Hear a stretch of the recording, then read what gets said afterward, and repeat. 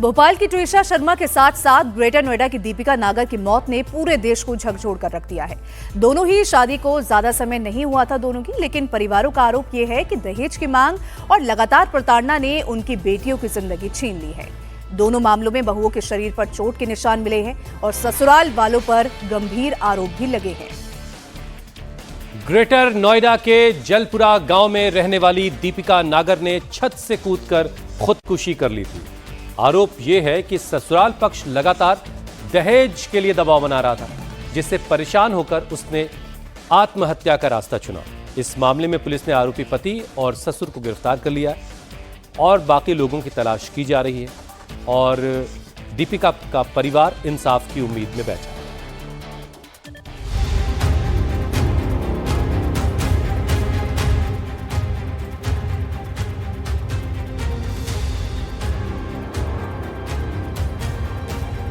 एक तरफ भोपाल में रिटायर्ड जज की बहू ट्विशा शर्मा की संदिग्ध मौत सवालों के घेरे में है, जिसकी शादी अभी सिर्फ 5 महीने पहले हुई थी, तो दूसरी तरफ ग्रेटर नोएडा में 24 साल की दीपिका ने छत से छलांग लगाकर आत्महत्या कर ली, जिसकी शादी महज 14 महीने पहले हुई थी।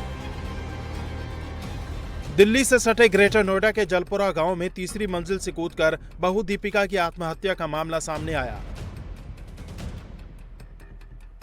दीपिका नागर की शादी दिसंबर 2024 में ऋतिक के साथ हुई थी।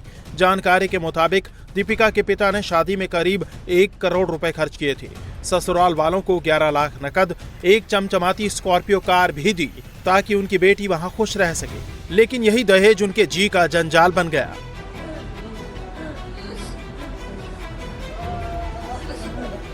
आरोप है कि शादी के कुछ समय बाद ही दीपिका के पति और ससुर का लालच और ज्यादा बढ़ गया। वो दिए गए दहेज से संतुष्ट नहीं थे और दीपिका पर मायके से 51 लाख रुपए नकद और एक फॉर्च्यूनर कार लाने का लगातार दबाव बनाने लगे। मेरी बेटी गांव जलपुरा में मैंने उसकी शादी की थी 2024 दिसंबर में।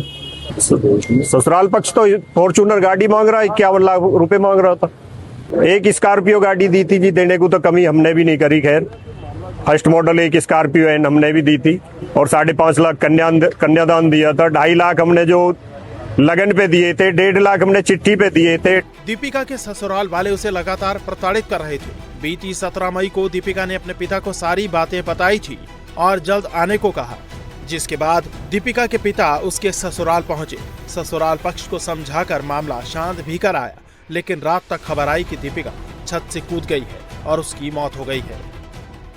शादी के 1.5 साल होने के बावजूद भी जो है दीपिका के ससुराल वाले उसे दहेज के लिए प्रताड़ित करते थे। यही नहीं, मृतका के जो पिता हैं उनका साफ तौर पर आरोप है कि इसी के चलते जो है प्रताड़ित होकर दीपिका ने उन्हें बीती 17 तारीख को अपने पिता को फोन भी किया था। पिता जो है शाम को तकरीबन 7 बजे दीपिका के ससुराल में पहुंचे, जहां पर उन्होंने ससुराल वालों से बातचीत की, उन्हें समझाया बुझाया और उसके बाद वो वापस चले गए। लेकिन तकरीबन आधी रात को जो है दीपिका के पिता को ये फोन करके ससुराल पक्ष की तरफ से सूचना दी गई कि उनकी बेटी जो है वो छत से गिर गई है, उसे चोटें आई हैं और अस्पताल लेकर जा रहे हैं। जहां पर अस्पताल जब लेकर पहुंचे तो दीपिका की जो है वो मौत हो चुकी थी। फिलहाल पुलिस ने मामले की गंभीरता को देखते हुए जो दीपिका के पिता हैं उनकी शिकायत पर मृतक लड़की दीपिका के पति ऋतिक और उसके ससुर को गिरफ्तार कर लिया है, जबकि परिवार के जो दूसरे सदस्य हैं वो अभी फरार चल रहे हैं। आप तस्वीरें देखिए कि घर का जो ताला है वो यहाँ पर लगा हुआ है, तमाम जो